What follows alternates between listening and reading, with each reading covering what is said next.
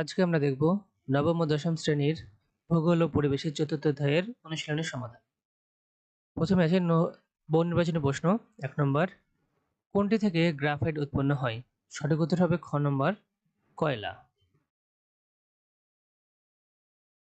২, নিম্ন গতিতে নদীর স্রোতের গতি বেড়ে যায়, গভীরতা কমে যায়, পার্শ্বক্ষয় হ্রাস পায়।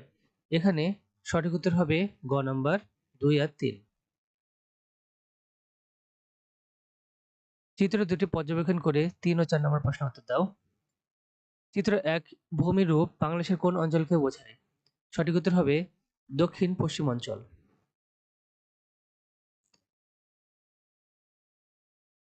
১ ও ২ চিত্র উভয়ের মধ্যে ভূমির গঠিত হয় পলি সঞ্চয়ের মাধ্যমে, নদীর মোহনায় এবং ক্ষয়কাজের মাধ্যমে। এখানে সঠিক উত্তর হবে ক নম্বর ১ আর ২।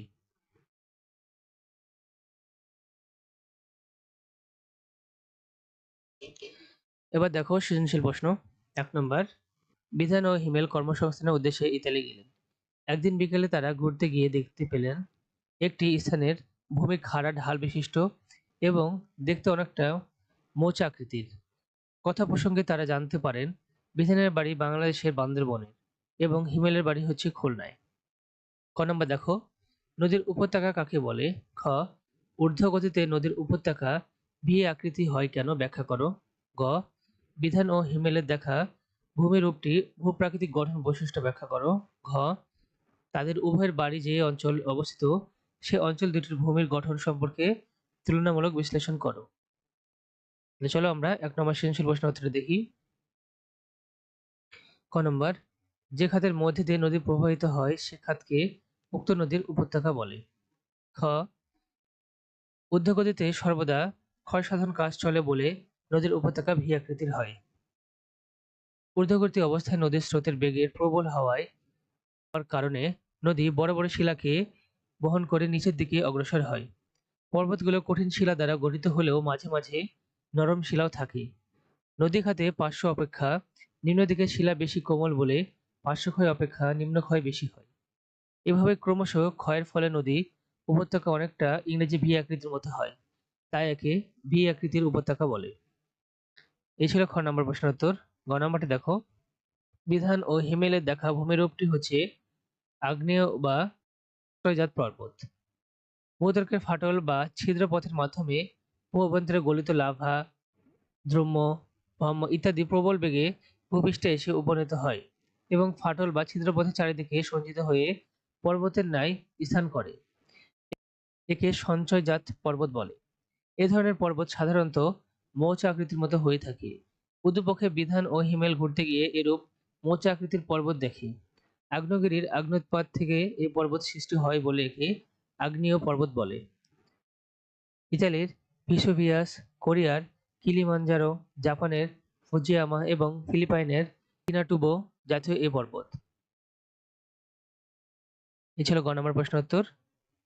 ঘ নম্বরটি দেখো, বিধানের বাড়ি বান্দরবনে আর হিমেলের বাড়ি খুলনায়।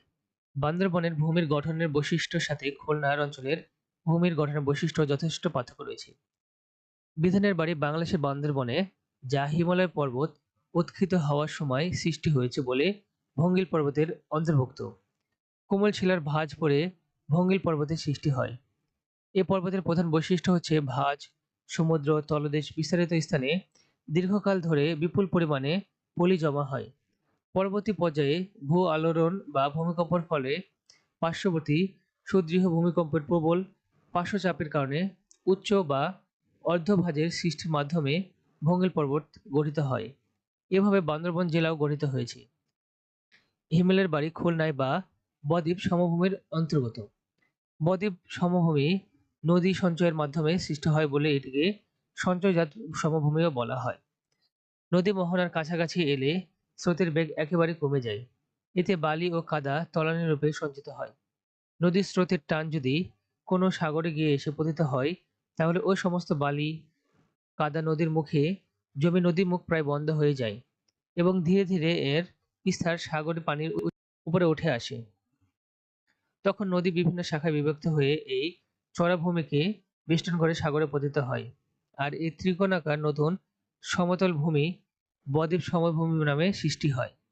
সুতরাং বিধান ও হিমেলের বাড়ি তথা বান্দরবন ও খুলনা সমভূমির গঠন বৈশিষ্ট্য সম্পূর্ণ স্বতন্ত্র বা আলাদা। এই ছিল 1 নম্বর প্রশ্নের উত্তর। 2 নম্বরটি দেখো, এখানে একটা চিত্র রয়েছে। এখানে হচ্ছে ভূমির গঠন দেওয়া আছে। এখানে এটি একটা স্তর, সি একটা স্তর, বি একটা স্তর, এ একটা স্তর। ক নম্বর, খনিজ কি? খ, পাললিক শিলায় জীবাশ্ম দেখা যায় কেন, ব্যাখ্যা করো। গ, উপরের চিত্র এ চিহ্নিত স্তরের বৈশিষ্ট্য ব্যাখ্যা করো। ঘ, উপরের চিত্রে বি ও সি স্তরের গঠন বৈশিষ্ট্য ভিন্নতা আছে কি, তা তোমার উত্তরের পক্ষে যুক্তি দাও। তাহলে চলো 2 নম্বর সৃজনশীল প্রশ্নটি দেখি। 2 এর ক, কতগুলো মৌলিক উপাদান প্রাকৃতিক উপায়ে মিলিত হয়ে যে যৌগ গঠন করে তাকে খনিজ বলা হয়। খ, পলি সঞ্চিত হয়ে যে শিলা গঠন হয় তাকে পাললিক শিলা বলে। এই শিলায় পলি সাধারণত স্তরে স্তরে সঞ্চিত হয়। এক্ষেত্রে কোনো কোনো সময় উদ্ভিদ ও পানিতে বসবাসকারী বিভিন্ন প্রাণীর দেহাবশেষ জৈব পলি হিসেবে জমা হয় এবং শেষে তা জমাটবদ্ধ হয়ে জৈবিক পাললিক শিলায় পরিণত হয়। এজন্য পাললিক শিলায় জীবাশ্ম দেখা যায়। এ ছিল খ নম্বর। ঘ নম্বরটি দেখো, এই চিহ্নিত স্তরটি হচ্ছে ঊর্ধ্ব গুরুমণ্ডল। ঊর্ধ্ব গুরুমণ্ডলের ভূত্বকের নিচে প্রায় 2885 কিলোমিটার পর্যন্ত পুরো মণ্ডলকে গুরুমণ্ডল বলে। গুরুমণ্ডল মূলত দুটি ভাগে বিভক্ত। একটি হলো ঊর্ধ্ব গুরুমণ্ডল। এই গুরুমণ্ডলের উপরের অংশকে ঊর্ধ্ব গুরুমণ্ডল বলে। এর বৈশিষ্ট্য নিচে দেওয়া হলো। ঊর্ধ্ব পুরমণ্ডল 700 কিলোমিটার পর্যন্ত বিস্তৃত। এই মণ্ডলে প্রধানত লোহা ও ম্যাগনেসিয়াম সমৃদ্ধ সিলিকেট খনিজ পদার্থ গঠিত হয়। এই মণ্ডলের শিলাসমূহের তাপ গলনাঙ্কের কাছাকাছি, যে কারণে এই স্তরটি বেশ নরম অবস্থায় থাকে। তাই এই স্তরটিকে নমনীয় স্তর বলা হয়। ভূ অভ্যন্তরে বেশিরভাগ আলোড়ন এই স্তর থেকেই উৎপত্তি হয়। প্রধানত আগ্নেয়গিরির আগ্নুৎপাত এই মণ্ডল থেকে হয়ে থাকে। এই ছিল গ নম্বর প্রশ্নের উত্তর। ঘ নম্বরটি দেখো, উদ্দীপকে বি ও সি স্তর যথাক্রমে নিম্ন গুরুমণ্ডল ও বহিঃকেন্দ্র গুরুমণ্ডল। এর দুটি স্তরের গঠনের বৈশিষ্ট্য ভিন্নতা আছে। গুরুমণ্ডলে ভূত্বক হতে নিচে প্রায় 2885 কিলোমিটার পর্যন্ত বিস্তৃত। এটি মূলত ব্যাসল্ট শিলা দ্বারা গঠিত। এই অংশে রয়েছে সিলিকা, ম্যাগনেসিয়াম, লোহা, কার্বন ও অন্যান্য খনিজ পদার্থ। গুরুমণ্ডলের উপরিভাগ লোহা ও ম্যাগনেসিয়াম সমৃদ্ধ সিলিকেট খনিজ পদার্থ দ্বারা গঠিত হয়, কিন্তু বিচিহ্নিত নিম্নভাগ আয়রন অক্সাইড, ম্যাগনেসিয়াম অক্সাইড এবং সিলিকন অক্সাইড সমৃদ্ধ খনিজ পদার্থ দ্বারা গঠিত হয়। নিম্ন গুরুমণ্ডলের ঠিক পরেই সি চিহ্নিত বহিঃকেন্দ্রমণ্ডল বিস্তৃত। ভূকম্পন তরঙ্গের সাহায্যে জানা গেছে বহিঃকেন্দ্রমণ্ডল তরল অবস্থায় আছে। এই বহিঃকেন্দ্রমণ্ডল 2270 কিলোমিটার। বিজ্ঞানীদের মতে কেন্দ্রমণ্ডলের উপাদান হচ্ছে লোহা, নিকেল, পারদ ও সীসা হলেও প্রধান উপাদান নিকেল ও লোহা। উপরোক্ত আলোচনা থেকে স্পষ্ট হয়ে যায় যে বি ও সি স্তর তথা নিম্ন গুরুমণ্ডল ও বহিঃকেন্দ্র গুরুমণ্ডলের বৈশিষ্ট্য ভিন্ন। এই ছিল 2 নম্বর সৃজনশীল প্রশ্নের উত্তর।